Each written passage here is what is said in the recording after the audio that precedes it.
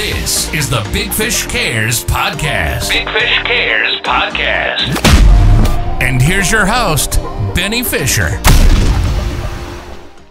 What is happening, fans of the Big Fish Cares podcast? I'm really excited. Today starts our summer edition series where I am going to be broadcasting live. Not really live. Why did I just say live? It's not live. It's obviously recorded. But I'm so used to being Facebook Live, so I'm used to saying live. But I'm in my home office trying out the virtual software. You can see I got Michael Jordan in the back. I got the Big Fish Cares podcast and the vibe board. Got my Hangout Hawk NFT behind me. Got my bookcase over here. And today's guest is the famous, very famous Manager John. Thank you for coming, Manager John. How are you today? What up, Big Fish? I'm blessed. It's a good day. It's a good day to be busy. It's a good day to be on the Big Fish podcast, right? I'm loving it.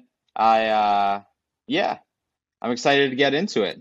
So let's just start right out because I'm sure people, are used to hearing, first names, last names. What is Manager John? Who is Manager John? How did Manager John come about? So, it's kind of the beginning of like my whole content creation kind of journey, because when I was actually in high school, I used to co-run a YouTube channel with my best friend, and we got like pretty crazy notoriety on it. It was like 2010, 2011. So we were shooting like videos in high school and like making these like stupid videos that like, just things that like younger kids like love to watch. Today people love, little kids watching, them open up toys and stuff like that. And so it's like unboxings on YouTube. Yeah, the unboxings. But like we used to do like, just like funny videos similar to like Smosh and stuff like that. Just having fun, chilling, creating stuff. And I think when we really started getting serious about it, and it's funny, I'm talking high school, we're talking about getting serious about it. I think our first video was like 3 million views. That was off of, it was like 3 million views off of a music video that we did, based off a remix. Cause my buddy, he was going from making these funny videos to like doing music. And, when you're younger, everybody's just like, there's like, people don't really know who they are yet, right? And so they would always try to hang out with him, like because of the notoriety and because of like, when you hit numbers like that at such a young age and you get such a crazy amount of exposure, people are people, right? And they see like the benefits. And so I was technically his like manager because I was like the only person that he trusted. And it was kind of a joke at first because like, what do I know about talking about sponsorships with people, about organizing my calendar, scheduling stuff? I'm in 11th, 12th grade out here. And, people would be joking around, all right, Manager John, go take that meeting. And I'm like, pissed nervous because like, I don't know what the hell I'm doing because we just blew up from creating videos in high school. So it sounds like you just owned it. Yeah, I just owned it, man. And I tell people I introduce my name as Manager John because I believe in branding. I believe in, like setting myself like kind of apart, right? Even with like first interactions and stuff like that. And so I took something that used to be a joke and I ran with it and really made it into, what it is today. So how long ago was high school? Because how old are you? Dude, man, I don't want to date myself here, but no, that's what I mean. The viewers at home, the listeners at home, they're probably like thinking like YouTube, making videos, 3 million. You look like a young guy, but you're probably a little bit older than 23, 24, right? How old are you? I'm 30. I just turned 30 this last year. The dirty 30. I know. I feel good for 30 though. So you look good, man. Appreciate it. I'm 40, so I mean, you got me beat by a decade. there's like the stigma of when you get older, right? Things start to slow down. I feel like I don't know about you, but I feel like I'm in my prime. No, you don't hit your prime. Listen, all the guys that I know that are 50 say they're hitting their prime in their 50s. So, like, we still got plenty of time, baby. That's what I'm saying. I feel healthier than ever. I feel wiser than ever because trust me, I've made so many stupid mistakes. So, how much money? How much money does a 3 million YouTube video watcher can he make? Like making YouTube stuff. So back in the day when AdSense was popping, when AdSense was good, I think we were like, so we hit 3 million, and I think our Google payout was like $7,000. How So often? Just for the one video? yeah, it was for like collective for the 3 million hit, but then it accumulates as you go on and stuff like that, and the trickle down. But the big check came, which was 7,000, and when you're in 11th grade, you've never seen that kind of money. But Shoot. here's the funny part: we couldn't like when he set up the account initially, he set it up under his grandma's name. And so it wasn't in our name, and his grandma was on disability. And so she gets this check in the mail for $7,000. She's confused and she's terrified because she feels like she's going to lose her disability or something like that. And we we had to switch everything over and just make sure that everything was good because it was funny how that happened because I mean, you don't really know how big something could get. And were you on the screen at all, or were you behind the scenes, or what? No, so I was the one running around picking up the camera, shooting video. I didn't know anything like that. You're the Steven Spielberg. Yeah, right. I was the Yeah, Steven there you go. Spielberg with we had this like vertical white camera that if you pushed a button, a USB drive would flip out of it. You could plug it into your computer, and it was like 480. It was like it was like 480 That's resolution. So that was only like 12. What is that? 2010. Yeah, well, that was 2010. So the 3 million video was the video that kind of put you on the map with him. And then what did he do? What was his next big one? What were you able to replicate that? So we started moving and doing like more remixes and stuff like that because he was really getting like into his music because he was doing like DJing and like doing remixes and stuff. But after that video, we started getting booked at like conferences. So like Playlist Live and like VidCon and stuff like that. So we're going to these things as high schoolers, right? Teaching these people how to make like videos, and we barely know what we're doing. Well, And like so 30 we're or 40-year-olds. yeah. So we're like on panels, teaching people that are older than us, but then at the same time younger than us, talking on panels, and we were doing we would like do like the live DJ sets for like the events and stuff like that. But yeah, it was pretty wild. How long did you run with him? How long did you do that with him for? I still work with my buddy Gary Satarsky. I still work with Gary to this day. Oh, wow. You So know. like Gary's still doing it. Yeah. Our biggest event that we ever did that was like kind of our biggest accolade within music was we performed at this event called Tomorrow World in Atlanta, and it was like 190. So the Like overall hip-hop? fest. What's that? The hip hop? No, it was a EDM festival. Oh, EDM. Okay, EDM's cool. Yeah. So that was probably our biggest event that we had the opportunity to perform at, and the So festival. imagine like a big sea of people, and then he's up there in a DJ booth, rocking turntables and doing all kinds of like Steve Aoki type stuff.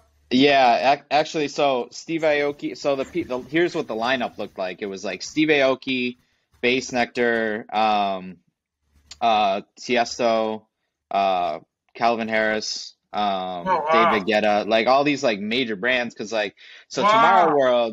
Tomorrow World was a branch off of Tomorrowland, and Tomorrowland was one of the biggest festivals within Europe, right? So they brought it over to Atlanta, and they brought in like 190,000 people.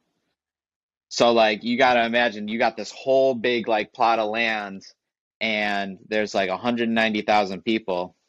I brought like a bunch of influencers. We were performing, and I'm just still like at that point I was like fresh out of high school. So I'm still like, figuring out my way there. So where'd you grow up at? What's that? Where'd you grow up at? Where are you from? So I'm originally from Buffalo, New York, or Lockport, which is like a suburb. Um, Actually, they had some pretty crazy stuff that happened recently. So Oh, I heard. Oh, yeah, you're right. I heard about that. yeah. I used to work. So when I was doing because I used to work also simultaneously within like retail stores as like a Uh-huh. cashier. I used to work in Buffalo, at one of the dollar stores there, and it wasn't too far away. Wow. Yeah, that's a tough situation. I don't really follow the news much anymore, but I did see that somewhere in a feed or something like that. That's terrible. So I'm assuming your buddy he was from Buffalo. You guys grew up together. Did you guys grow up together? Yeah, so we grew up. We like practically everything was like really hitting off on YouTube, and so we would think of like the next, whether it was the next song to remix or like the next video to make or the next person to network with. We've worked together on so many different projects. Our last biggest project, I brought him into to help me work with like Mike Tyson for a conference that we hosted. How's he doing? So I heard he got in a little trouble on an airplane the other day. yeah, man, I listen, people get over their heads, right? I mean, if it wasn't Mike Tyson, would you? Celebrities or like the fans? The fans, man. Mike Tyson is a peaceful dude. Mike Tyson is a peaceful man, but you can't like, you know what I mean? It's Can't keep like stirring the pot, man. I mean, the dude's gonna jack you. I mean, he wanted that dude wanted jacked up. He you got can't it. keep slapping the bull, bro. You can't keep slapping the bull before you get kicked in the chest. You I hear know? you, man. So that's wild. You got that. And I think you told me you work for some other people in the fighting boxing world too, right? Yeah, so after Tomorrow World and kind of like that whole segment of like networking with YouTubers and really building up, my notoriety within it was more so it wasn't always like the front end. Like a lot of the stuff that I was super interested in was the back end. And that's why I really fell into Manager John because, you know, there's a lot of people that, go from being normal people to like getting this crazy amount of fame and they don't have any people behind them. I mean, that was Mike Tyson's biggest issue is the people that were behind him, right? Were malicious, were like people that didn't have his best intentions. And now all of a sudden he's doing all this stuff. My place, and where I kind of fell into my role was I really liked being a back end person that high caliber people could trust, number one, that I could brush shoulders with the amount of quality that they needed. And I could like advise them and be like somebody who was like, you know, what is it in EOS? There's the visionary and then there's the implementer. Integrator, yeah, An integrator. you're the integrator. You're the influencer integrator. The Yeah, we call you the yeah, double I. yeah. No, so I mean, by default, a level of influencer came to me because like people, their fans would see um, me doing this stuff and they would naturally follow me. But, integrating, people's vision was kind of like something that I really liked doing and I was good at it. Well, I think Um, I think that's why I like you because when I met you through our buddy Joe Hughes, I was trying to tell you kind of a couple of things that I was trying to do, and I was like, man, I don't know how to do that part. Like, I know enough about it to be dangerous. I said, but I'm not really organized enough to be able to like chop up content, know what's good, what's not good. So it's been fun yeah. getting to know you over the past year. And the funny part about like, you're talking about chopping up content, man, I had to chop up content because I was like, we got to do this. It wasn't even because like, obviously I'm passionate about telling the story. I love storytelling, but I was like, man, I looked at that thing like a tool and I was like, I could build whatever the hell I want. If I was in high school doing this stuff, making content, just picking up a camera, right? Documenting a story, Yeah. creating something from nothing, dude, you could do anything. You could do anything from there. That's what So Gary Vee lives by. He just document it. He just documents everything. exactly. But so I started working with like a lot of influencers. I started working, so there were like a couple different pillars that I like set for myself that I wanted to kind of become a direction for me and like create a staple. I was like, okay, this is the way I'm going to do this. And one of them was combat sports. And so I got involved with, initially it was kickboxing. And so I was working with a kickboxer, and the manager for the Mayweather family, well, one of the managers for the Mayweather family, for Floyd Sr., and Jeff Senior's a and all savage, that. by the way. Dude, he's crazy, man. Savage. He's actually fast though, that's the funny part. It's like people joke around about, you get old and stuff like that. He could still clap you. Oh, yeah. But I got connected with him, and he was like, "Oh, I got to bring you out, to Vegas. We got to shoot like the Mayweather channel and stuff like that.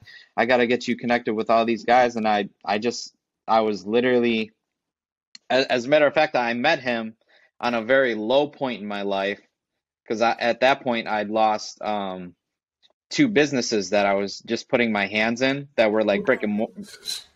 So one of them was a barbershop, funny enough. That sounds like a whole episode. Yeah, 100%. And then the other one was a digital media studio collective.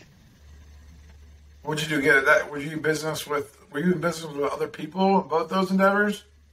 Yeah, I was in business with other people. Hard to control those, huh? Dude, it's there's so much like you either have to all be in sync, or you have to understand that each person has their own pillar, and you got to be okay with that. Yeah, like everybody can't be the man. Like everybody can't be like, in the barber world, everyone can't have their name on the building, and then everybody's got to have like a different role, right? I'm assuming you weren't cutting hair. No. So I was the marketing, and I acquired like I helped like acquire like the startup costs, because we did that thing. So we did that from like straight up like bare bones. Like we entered into a space, there wasn't even drywall on the walls yet, and there wasn't even a floor. For stuff.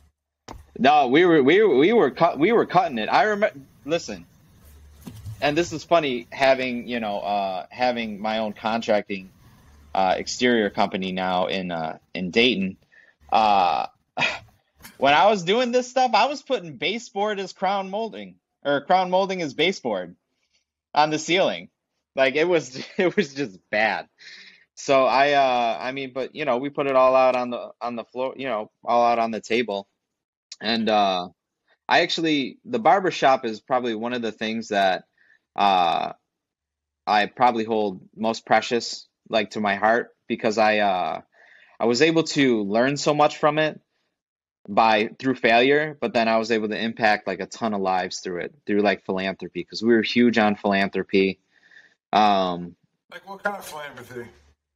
So we would have these barbershop kids that would come in to the shop, and they were like kids that grew up in like horrible homes, Like type stuff? Yeah. So we used to have no. So we're in Lockport. Which is like a suburb. Yeah. So these would be kids that would like, their parents would like throw them into the walls, and just like, they wouldn't care about like their, like their nutrition, or they wouldn't care about whether or not they went to school. And so these kids would come out, and they would hang out with me and my partner, and we would hang out with them. We would like allow a safe place for them to hang out. I remember I actually taught one of the kids how to drive so that he could get his license. We would make him take the trash out, sweep up the hair. In exchange, we would give him free haircuts and stuff. Were they good kids at heart, you think? Yeah, no. They were misguided a little bit by their parents, but they had good hearts. They were probably just a little rougher on the edges, maybe. And that's why we would do that, because like, what do you know about yourself when you're 14, 15 years old, right? Your environment. Yeah, I'm 40. I'm still searching. Yeah. No, so we would try to be a good example and just love on them. And we It's would awesome. get them like backpacks and stuff. There You was ever stay in actually touch? You ever stay in touch with any of them? every once in a while, yeah, every once in a while they'll reach out to me and stuff like that, and or if they ever need anything. They're all pretty grown now. Um, so I touch base every once in a while. But yeah, we would do a lot of philanthropy, not just that, but I remember there was a Dallas shooting that happened with like 13 cops got killed. I don't know if you ever remember that, but that was a while ago. I remember. So I grew up in the Columbine era. So I went to high school. I went to prom the same time that Columbine happened, which was 10 years before your time. That was like the big first school shooting that ever happened. That was in 1999. That was in 1999. And it was right before I went to prom, and I remember that's when they started doing like pat downs and like they had gun. They were checking for guns at prom, and that was the first school shooting. That was the first big mass school shooting. And ever since then, they've been nuts, man. They've been having them all. They had all kinds of shootings, And it feels like during COVID, I feel like for a year, like they stopped. If you like remember, I feel like I didn't hear anything for a year. I think right after COVID, there might have been a couple, but then there was like for about a year and a half, you didn't really hear too much. And then boom, like here we are again. It's like wow. When did you so you let's see, when was that for you? When was Columbine area or like 1999. So I graduated high school in 1999. did you start into your so tell me when did you start into because this was Big Fish was a family business, right? No, no, no, no, no, no, no. Tell me about that. What you're interviewing me now? Look at this guy. Turn the script. Yeah. I still want to get back to Vegas and Floyd Mayweather. But all right, so We'll put a pin in it. yeah, we'll put a pin in it. So I started Big Fish. So I went to work for my uncle in the roofing business. He has his own company, Schlegel Roofing and Construction. I started there in 2010. So I lived in Ohio after high school for about 10 years. Took a bunch of corporate sales jobs. Worked at Ford dealership. Worked at Verizon Wireless. My uncle calls me up, says, "Hey, moved to Pittsburgh." I started a roofing company. I went to help with sales and marketing. So I did that with him for 5 years. And then I just, I took what I learned from my 20s in sales and marketing and customer service, took what I learned from him in roofing on the commercial side, but I really wanted to like take all that and put it in residential because there's a severe need for like big time customer service. So I just started my own and went out and made a brand, and I was following Gary Vee at the time, and I came up with that cartoon fish, and just said I'm going to be the best roofing contractor in Pittsburgh, and they will know what Big Fish stands for. It stands for good quality customer service. It has nothing to do with roofs, or fish sandwiches, or running boats on the river. Because I got a lot of people told me, people aren't going to know that you're a roofing company. I said they will when people start talking about how great a service we provide. So it's kind of how I started there. But tell me, let's go back to you in boxing. Tell me about that Vegas story. Tell me about where you were getting ready to before we sidetracked with the businesses. The barber shop, yeah. Yeah. No, so anyway, I was out in Vegas. I was shooting, I was filming just as much stuff as possible. And Amir Abdallah, he was putting me in front of every single person that he was connected to. I think even at that time he was working with Caleb Plant. And I'd really kind of established myself because like you ever hear of like ignorance on fire? No. Right? So it's like when you get like a new rep, right? And they're just like crushing their sales, right? And they're just super like motivated, they're super driven. They don't really know everything about the process, but they just know that they're all in. It's like ignorance on fire, right? They don't really know everything about the game or like what they're doing, but they're all in, right? And I kind of had a little bit of that, right? As I was going in, I didn't really know a whole lot about boxing. But I knew the Mayweather name, and I knew that other than just like, the biggest name in boxing. Yeah. I mean, no big deal. Just plastering the city of Vegas with like 50-0. But I knew that the only people that were producing like really good content consistently that people that these high caliber guys could trust was like Showtime, DAZN, PBC, right? Like these like well established organizations, right, that were doing like documentaries and stuff like that. Yeah, like HBO with Bob Costas. Yeah. All that stuff, like I hear what you're saying. Yeah, but I mean, where's the opportunity to be able to like for them to create their own content and then to make like their own money off YouTube and then to like influence their own people, I mean, 100%. So at that time, my buddy Gary, funny enough, so Gary hits me up. He's like, dude, KSI, this guy KSI, he just called out Logan Paul, right? I'm gonna see Logan Paul this weekend at VCon. Yeah, buddy. But so KSI called out Logan Paul just after he finished his Joe Weller fight in the UK, and I used my network and we did a search of like who we had to contact and stuff like that. I reached out and I was like, hey, I love the fact that you guys are trying to cultivate something new within like, the content community and stuff like that. And I was like, I have a perfect opportunity while simultaneously asking, the Mayweather family's manager, right? I was like, hey, listen, I got this guy. So I was like playing both deals at the same time.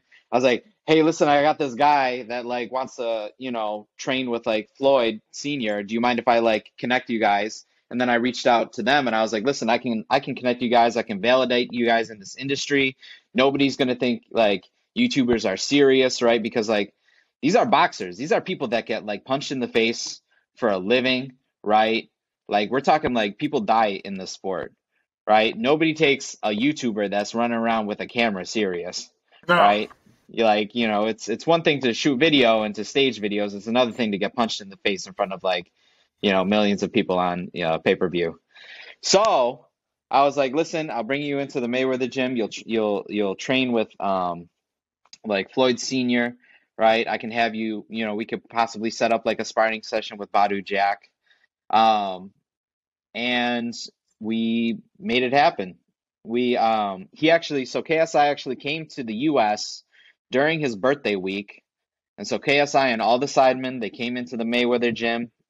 And we documented everything, and we just started that relationship there and started that journey to a point to where now, KSI was able to do a 2-fight series with Logan Paul, one in the UK, and then one in LA. So. Yeah, the story unfolded itself, and the only thing I know about him, and again, maybe this is because I'm older, but I saw an article the other day because I'm into cryptocurrency that he bought Luna. Yeah. He bought Luna on the dip, like put like $3 million in, and then literally 2 days later, it was worth $1,000. Yeah, I've never heard of anything like that before in my life, and I've been into crypto for a while. But that, my friend, is like. But again, if he's able to stomach like that adversity and stuff like that, like, he must have he's got a ton of money where 2.8 million is not a big deal. I don't know what a guy like that's worth, but yeah, I mean, well, so JJ has, when he first started, he had an accumulation of like 30 million followers across his platforms. And it's funny because like none of these boxing guys like understood really like the value of that until they started seeing the numbers come through online, and they're like, oh my God, this isn't being done with like a promoter, right? So like promoters run the game in boxing, right? Unless you're signed to like a major promoter like Mayweather Promotions, Golden Boy, any one of these major players, it's really hard to make money as a boxer or to make any sort of headway. So like the fact that these guys could like do this through influencers now you see all these influencers trying to get in on the game, right? You got Jake Paul coming up on his rise. I was able to introduce Anderson Gibb to like his team right? That was the same team as KSI.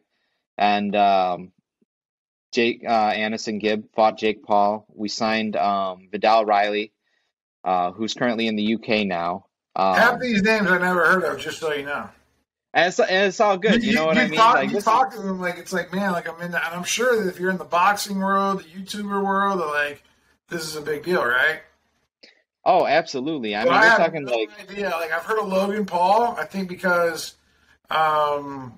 he's Logan Paul, I guess, and I think he did some boxing, and I think that I've heard that, but I didn't know much about KSI until I don't know a month or two ago. Then my son, who's 8 years old, I feel like knows who he is. But again, that's showing myself, I'm dating myself. Let me ask you a couple questions for the people at home that are more interested in like how you go about building a brand, how you go about supporting an influencer, how you go about the mechanics of what you do. Let's get into that a little bit, and let's get like if somebody was wanting to do that, how would they go about it? number one, I think it's super important to have like one, a big vision, and then two, clear goals for yourself. Um, and then to really just kind of sit down and write out what it's going to take to get to those. Most people like have these visions and they don't even they don't even plot out on the map what that What if is. they don't know how though? Like, what if they have the big idea? Like, oh man, I want to be famous. I want to have, I want to be a YouTuber. I want to be an influencer. Okay, cool. All right, well, how do I go about doing that? Like, there's not like is there a playbook for that, or does a Yeah. guy like you help them with that? Like being a manager? Like, is that what the manager does? Yeah, I mean, so first off, right, you need, if you can't do it yourself, which most people can't do it themselves, you need to find people, right? I'm a big fan of you surround yourself with people that are better at you at different things, So, right? what roles make up a team of like an influencer team? So if you're looking at like any sort of like fame, right? Most of them they're managed by an agency. They have a manager. They have some sort of, whether they're creating the content or somebody else is creating the content. They have like a content team. They have a publishing team, right? And obviously you don't start here, right? You don't Right. start at the You want to publishing start team. by yourself, like your buddy did in Buffalo, and you guys just started, making it big, and then next one thing leads to another, right? But it all comes down to you know, having a quality product and then documenting that product, right? So like we knew that we wanted like to be bigger in music. And so we started producing music content, high quality music content that people were looking for, Like right? songs, like music videos, or like 30-second Yeah. clips for So like YouTube, or like what? What kind of content? so we would make remixes, right, of super popular trending songs that we knew were on Billboard like top 40, Did you have to right? pay like a license fee from like the original artist, or how's that all work? So a lot of it would fall under parody law, and a majority of what we would do, we wouldn't do solely focused. We wouldn't do it focused on monetization. Or for a financial gain. We would do it knowing that we could bring the numbers, right? And if we get the numbers, then we can sell a product to someone, or we can sell an image, right? So if we're looking for an agent, so say if you're looking for an agent, you're looking for a booking agent, you're looking for, A&R booking agent or publicist, every single one of those guys is going to be like, what do you have to offer me? Right? Why should I put any sort of time into you? Right? Why should I book you on any sort of tour? And that's when you come back to them and you say, I already have a following. Here's my numbers. Here's the metrics of the people that are engaged with me. I'm already selling myself. I just need to scale it. And so, there's relationships, because this is really a relationship game, right? It's about who you know, and is this the right person, right, for me and for my team, right? So like KSI, we'll use that whole KSI example, right? So KSI is already big, mind you that, but he's looking to go to a different level, right?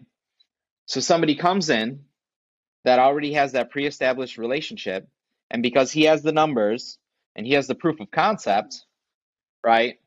He's able to open up a door to opportunity to what is next on his vision, which is king of boxing, right? King of YouTubers in boxing. So it's the same type of scale, just you're starting from zero, right? You need to get, so if you're starting from zero, you build your metrics, your vanity metrics, you build up people following you, you build up good content, and then you say, okay, I want to, like, prime example, Ben, Big Fish. You want to get booked at more speaking engagements, right? So as a result, you're creating more content, you're creating a higher level of content, and you're providing a good quality product, which is you, number one, as an expert in business, NFTs, right? Someone who's well-versed, and people that are watching you, right? Your end consumer, right? The person that you want to engage the most, your fan, you understand that you can expedite their process by sharing information that you've learned from yours. So the more you do that and double down on yourself and the quality of product and the consistency, then you can open up doors in the relationships to go to that next level, right? And then you hire someone that's already been at that next level and coach somebody else on how to get there, right? Absolutely. So like you got a KSI might have hired someone that helped, maybe get Kanye West somewhere, right? Or like, somebody that's like way bigger, but was like their manager behind the scenes, right? So once KSI went through boxing, right, and he's returning to boxing, as a matter of fact, there was a point where he's like, I really just want to get into my music, and I really just want to do my music.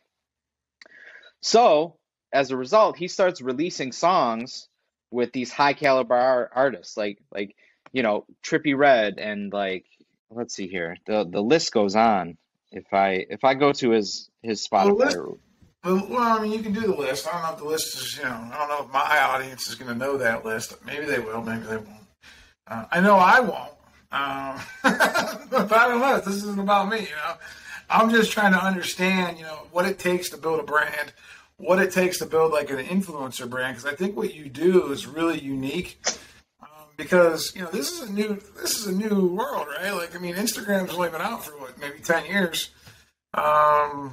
So like, this is like the new frontier, it's like Elon Musk, trying to send people to Mars. It's like, we're just figuring it out right now. So I also think that eventually, do you ever think the influencer like world's ever going to burn out, or do you think there'll always be influencers? I think there'll always be influencers because there's always, number one, influential people. Right. Somebody's always going to be influenced by somebody else, right? Because it's human nature.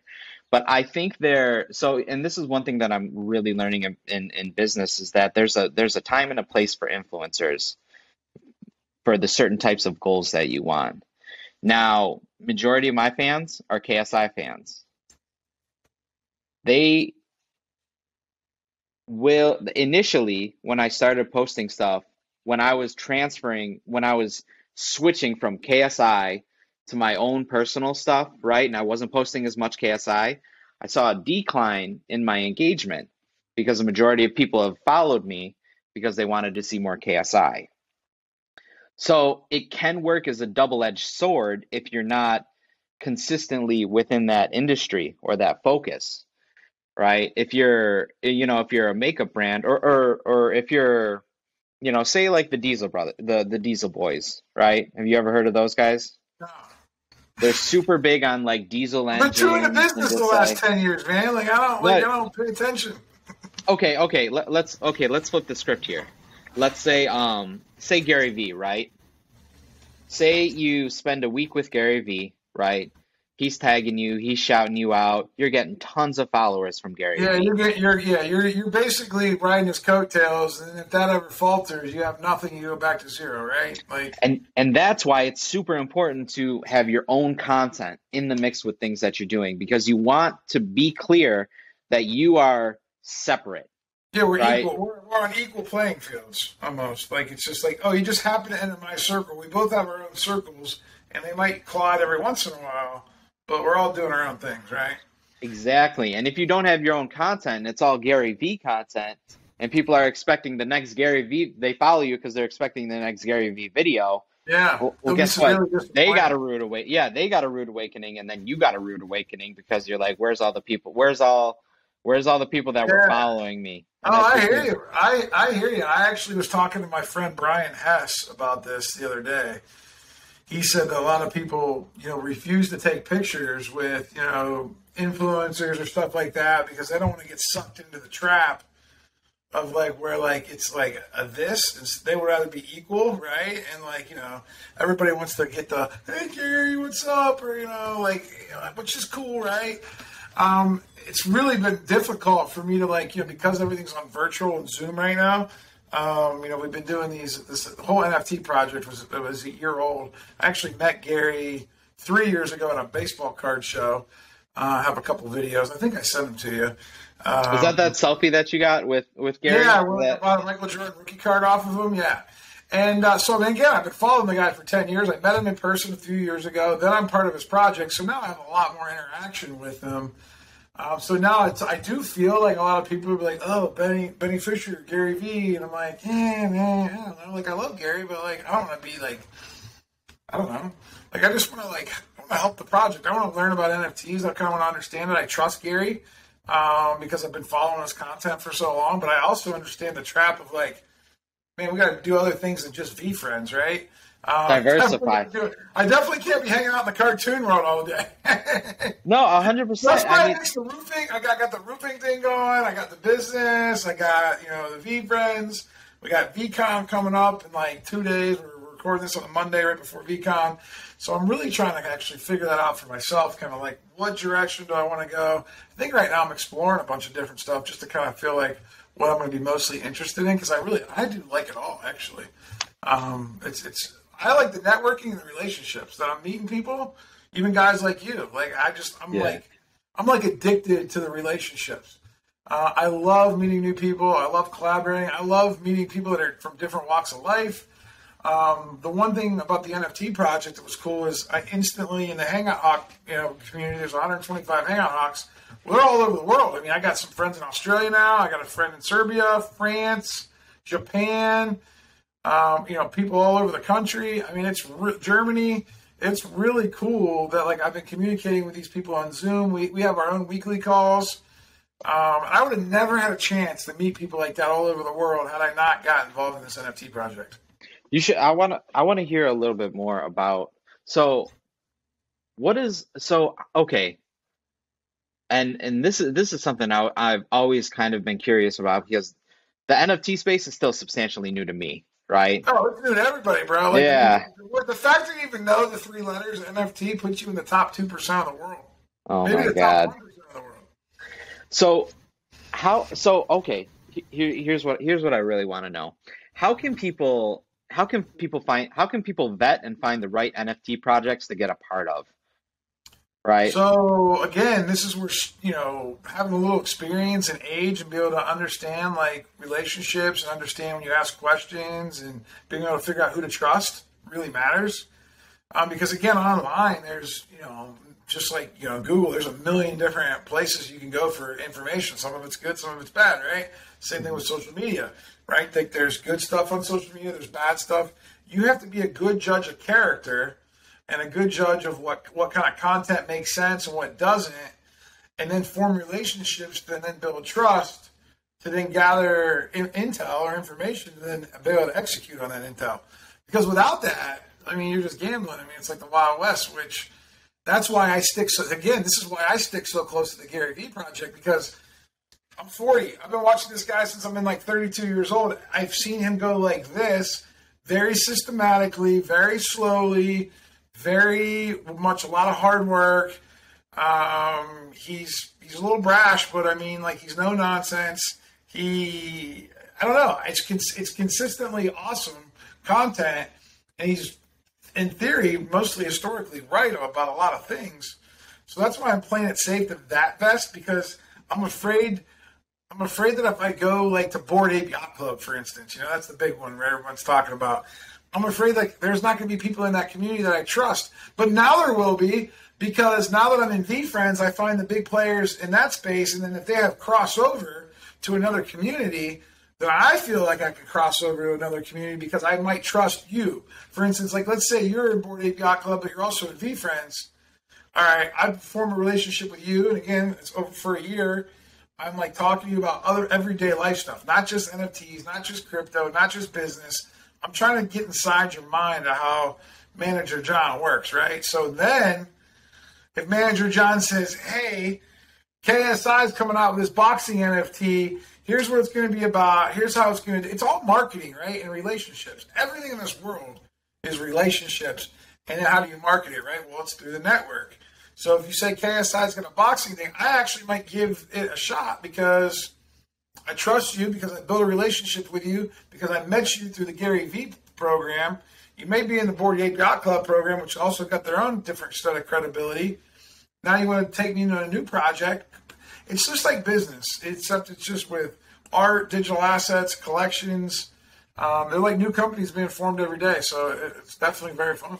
Did that help you answer like how to find the right NFT project or how to figure out where to go? I mean, you gotta start with something that makes sense to you that you can like at least form a foundation with. If you don't have a good foundation, it's going to be very rocky and it can lead you down a destructive path. So I guess dually. So you've been a part of like, business for quite some time, right? So you already have pre-vetted questions, right? You know how somebody can tell you can tell if somebody's like BSing you or whatever it is. Yeah. Plus, I've been in sales my whole life. Like I've already into relationships and networking. So like I've talked to hundreds and thousands of people over the last 20 years. So for me, I just ask more questions, man. I figure out when my spider sense gets out of whack, and then I either go towards it or I run away from it. What are those questions that you're asking yourself? Because there's a lot of people that maybe aren't where you're at, right? And so like how can you expedite somebody's knowledge to give them value of like maybe a little bit of the questions that they can ask themselves? Well, the big thing is I ask them, why do you want to get into NFTs? Why do you care about NFTs? Okay. So this is when they're answer, then I'm gonna like I always want to start with why. And I want to figure out why, if it's money, if it's collectability, if it's utility, if it's the art, if it's like because my buddy told me. Like there's so many answers that they could give me, and then I would be able to take that answer and then ask them a follow-up question to then help guide them through a path and figure out, because then like I could tell, because if they just want to get rich quick, I'm going to just tell them, man, like now it's not NFTs aren't for you. Yeah. Well, it's just not that easy. I mean, like it's just too up and down. I mean, you're not going to have the stomach with it. And then I'm going to say, how much money are you going to use? How much percentage of your whole net worth are you going to put into this? Are you just going to dabble? Are you just going to go like hard? Like how many hours a week? Not just money, but like how much time are you going to put into studying it? Like I'm going to ask them all these questions before I can give them any type of advice. Because again, what's good for me is not necessarily good for you. Do you think that, so if it is money, right? Do you think because of, you mentioned volatility. Long-term money. So if you mentioned volatility, is it better to invest into NFTs or NFT? Okay, you got to pick one right now. And don't just say NFTs because you're in NFTs. NFTs, cryptocurrency, or the stock market? Which one are you picking? Why? For me personally? Yeah. Right this second? Mm-hmm. I'm picking cryptocurrency because it would take me too long to really find the right NFT project that I think is going to be the one, because it's like they're all being formed right now. Mm-hmm. And there also is not a big track record. They've only really been in the mainstream for a year now. Did you say stocks? Stocks, because I really think that the country's headed down a rocky path, and with inflation and uncertainty with the politics and the government. Like, I just feel like cryptocurrency is more worldwide and it'll be more stable. Long term, it's got a lot of upside still, especially today. It's really cheap today, so everybody cries. Yeah, it's really cheap today. Cryptocurrency, I would only go, with the major three. I'd go with Bitcoin, Ethereum, or Cardano. I wouldn't literally mess with anything else because anything else is, I think, gambling, in my opinion. So yeah, I think that if I really wanted to stick some cash in, it also matters too. Like, am I trying to like flip it quick? You know, is this a short term or a long term play? I mean, long term play, you're not going to be wrong with stocks either. Depending on like if you're going to go 20, 30 years, even 10 years, you're fine with stocks because right now is a good time to buy them. You know, but again, cryptocurrency, if you want to have a little bit more edge to you, and you want to have a little bit more upside, you're a little younger. You know, but then when you're younger, you don't have that much money. When you're older, you got a little bit more money, you know, theoretically, hopefully. So I don't know. Why not do them all? You know, why not balance it all out and put a portfolio together and do and instead of or? You know, that's I learned that from Gary Vee. You know, why not do both? You know, and like, why just pick one? What's your what's your percentage that you diversify? Oh, I don't have a plan, bro. Like, I wish I was that smart. Yeah, I don't know. I probably have right now. I got a little lopsided NFTs. I haven't checked like lately since the crash happened, but I was probably 25% crypto, 75% NFTs, but I was like 50-50. But before like May, I was 100%. You know, between crypto and NFTs, I was like 100% crypto. And then in May, but I moved my crypto over to buy the NFTs. And then the NFTs went up, and then my crypto kind of stayed. But now it's kind of like the NFTs went down, the crypto went down. I don't know. I'd have to figure it out, but that varies. And I'm probably, as far as stocks and mutual funds and 401ks and stuff, I don't know. I'm trying to be balanced. I'm trying to be 20% in real estate, 20% in crypto, 20% in stocks, 20% in NFTs, and 20% in business. Is where like I would love to be, my mind would love to be balanced like that, but it's just so hard because when one takes off, like it's too hard to keep, you just got to keep chipping away, man. That way you always have something to fall back on. If you know, that's why I love business. That's why I love it all. I got real estate, I got crypto, I got stocks, I got NFTs, and I got a business. If someone was starting with NFTs for the first time, right? What where should they find their information to learn more information? Well, I mean, and again, I'm partial, but I think if you follow VeeFriends, because it's free, you can just go to the VeeFriends website, you get the Discord, you just start learning, ask questions. You can get a VeeFriend 2 right now for I don't know what's point. I don't even know what the market, $1,000, which I know is a lot of money for some people, but I mean, it's not really in this NFT world. So you can at least get your feet wet if you want to buy one, but you don't have to buy one to learn and participate and ask questions. And there's a ton of people that I talk to every day that don't have, you know, maybe an NFT or maybe even any crypto. They're just learning and they're asking questions, and the community's great. That's why I like VeeFriends, because, you know, it's like-minded people that care about kindness and empathy and optimism and all those traits that Gary talks about. So you find just a lot of people that kind of like that stuff. You know, we're sick and tired of getting beat up in the real world, so we're hanging out in the NFT world with all these awesome traits. And so you have this community of people that are really just kind of growing together and learning together. That's what I'm excited about VeeCon coming up. What was I gonna say? You're tricking me right now on the content. I know what you're doing right now. No, man, I'm not even asking. You're messing with your lights, but it's all good, man. I'm not even asking for these other people anymore, man. Screw these other people. I'm trying to get information for myself. No, so okay, you're part of VeeCon then, right? So how do you? I'm going to VeeCon. I mean, I don't know if I'm part of it. I mean, I have 8 tokens. I have 8 tickets to VeeCon. Well, that's not what I was going to ask. But I meant to say you're part of VeeFriends. Oh yeah, I own 7 VeeFriends. So. And like 20 VeeFriends 2s or something like that. Okay, you get into VeeFriends, right? You're talking to people, right? How do you go about asking or finding out which drops, or what's it called? Like when an NFT is minted, right? Is that right? Yeah. So how do you go about getting in on a minted floor price? Like, so that would be on a new project that's being released. So if you go in and start hanging out in the community, and a lot of people are hanging out in the Discord, You just start, you make friends. You make friends in like a chat room, and then that goes to Twitter Spaces, and then you start listening to Twitter Spaces, and you start hearing about things, and you start following certain things, and you see articles, and you're like, oh, this is launching. Oh, this is launching. And you just start to make decisions based on what you think is cool. I mean, I always tell people, invest with money that you can afford to lose. Pretend that as soon as you buy it, you lit it on fire, but do it because you love it, okay? Like, for instance, and I don't know you that well, but I'm just assuming that you love helping people make content.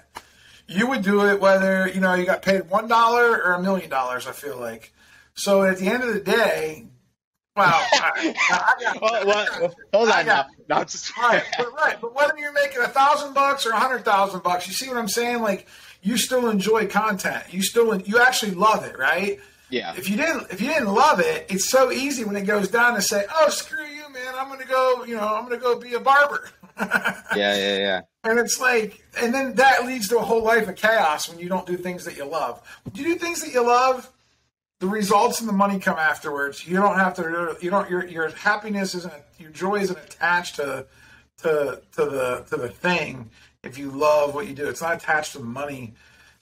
So a lot of people just get into things for the wrong reason, and that's why you see people freaking out right now when the market's crashing. I'm looking at the market crashing and saying, "Yeah, baby, it's a buy. It's like everything's on clearance." Yeah, time to double up. Where's my mom at? There's a sale at the mall. I mean, like, that's what it's like for a guy like me. But I've also been through some pretty crazy crashes. I bought my first Bitcoin for $600. And I remember, I think it was at the end of 2017 or 18. Now I'm starting to get old. I can't remember. My years are coming across. I think it was at the end of 2017. The first spike? You're talking about the first spike? That went to 20 grand, man. Like, oh, my God, dude. Yo, I was right there with you, bro. I thought I was so rich. I was like, oh, man, Lambos. It was during a winter. I remember it was the winter, and then roofing. It's super slow out. I was like, I never have to be a roofer ever again, man. I said, I'm going to ride this winter out, and I'm going to have Lambos. I'm going to have big houses. It's going to the moon. Wouldn't you know it, man, before spring, that thing bottomed back down. I'm like, I got to go back to work. It's the same thing that happened. I've been through that a couple different times, and then COVID happened, right? Same thing happened. COVID happened. Guess what I did during COVID? I bought because I knew that was cheap and that was low.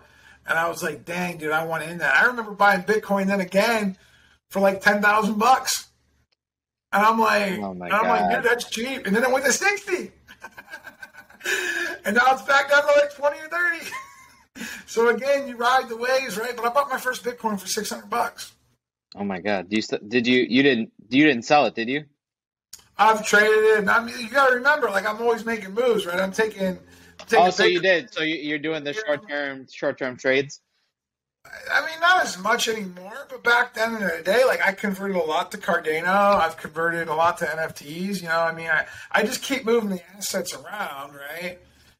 So I still have it. I just not necessarily in Bitcoin. I remember one time I had 9 Bitcoins.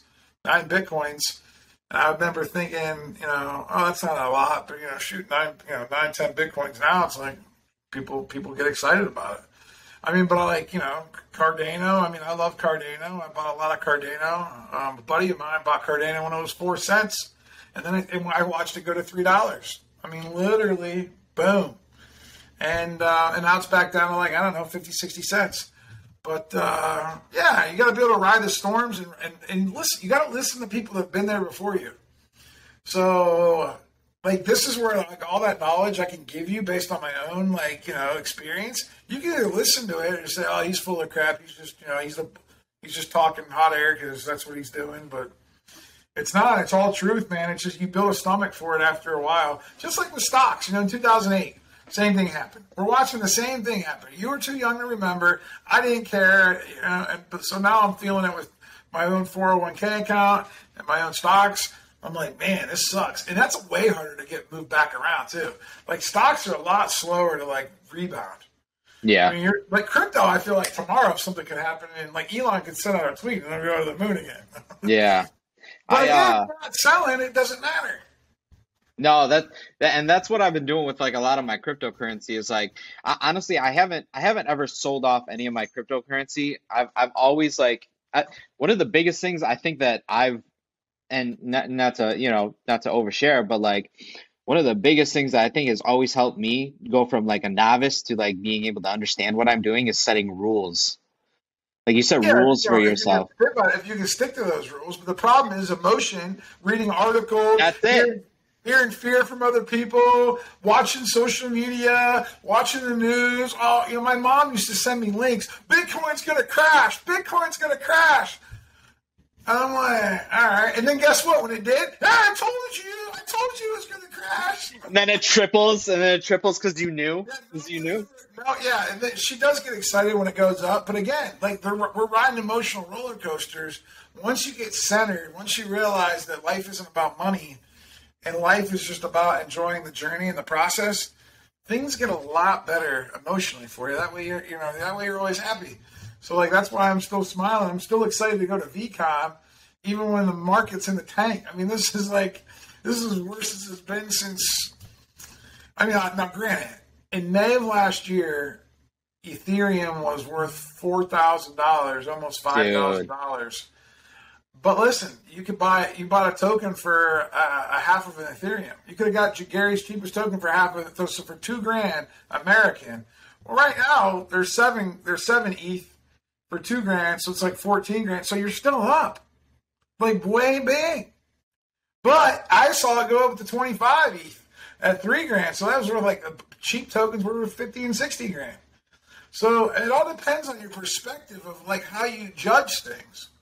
If you're always judging it by the all-time high and the all-time low, man, you're going to be in a really rude awakening because your stomach ain't going to be able to handle that. But listen, this is a great conversation. I think we should wrap this episode up. I got a lot more stuff I want to chat with you about in the future, but I really appreciate you being here. I do got 5 questions I want to ask you, though. Let's go. Hit it. Rapid fire, baby. I want to know your favorite book. 48 Laws of Power. 48 Laws of Power. Favorite restaurant? Man, it's hard. I've eaten at a lot of places. There's a lot of good food out there, man. There's so much good food out there. Can I say type of food instead? Yeah, you can say whatever you want. I mean, why not just pick your favorite restaurant?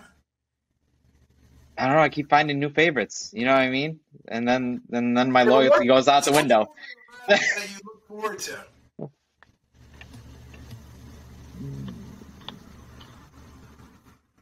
Let's come back to this. I gotta weigh them out. Let's come back to it. All right, how about your favorite movie?